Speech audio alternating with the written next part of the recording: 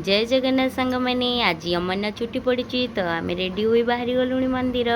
तो आपण मैंने जमारू स्किप करेंगे, फुल वीडियो देखिए।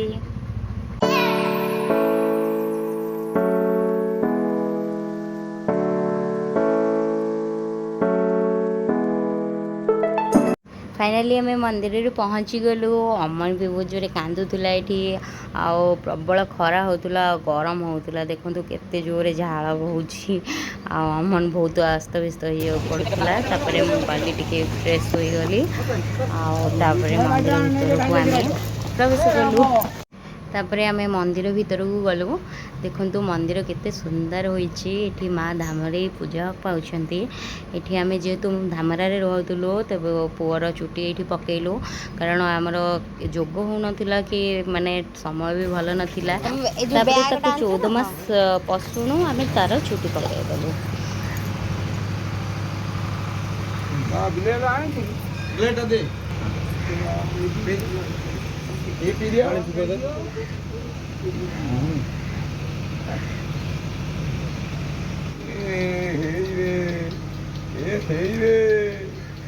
नागुजी भल लागुजी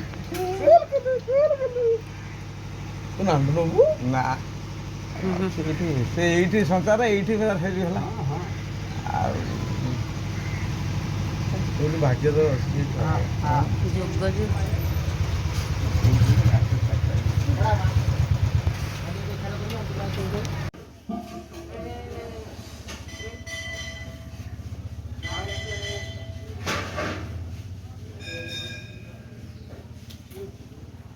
हाँ हाँ तमें गुरु तुम कौन लोक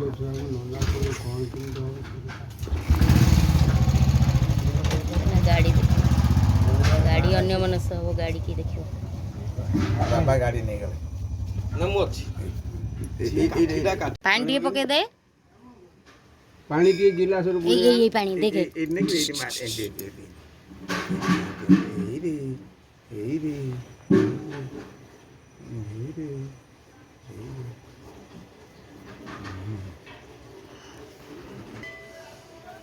कोना कर दे गुड़ा मारी कोना किरे बे ए रे सुनु ऊपर हाथ ऊपर मुंह टेकिबो कि आ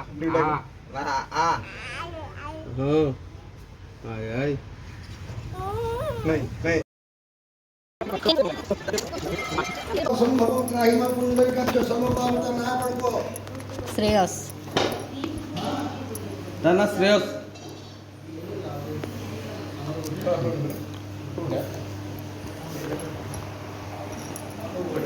हिरण्यगर्भे संप्रतुवाते भूतस्य दातभणिकधपजाति भूतो ब्रह्मातो विष्णुतो रुद्र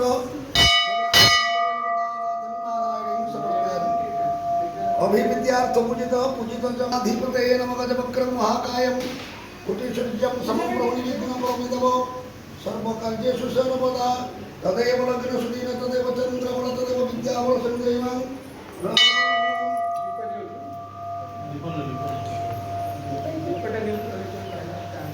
स्वस्ति नरेन्द्रबुधौ सर्व स्वस्ति न पुष्पविश्ववेदा स्वस्ति न तक्षन्मनिष्ठं स्वस्ति बृहस्पति ददातु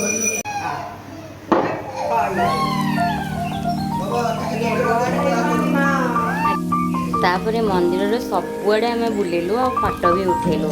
सतरे परिवेश बहुत शांति लगिला आ जमारू भी एठू इच्छा हलानी जीवापे।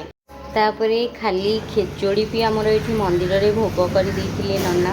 तापरे घर को आम खेचोड़ी नहीं जाइथिलु आ घरे करिथिलु डालमा पांपड़ आ घांट तरकारी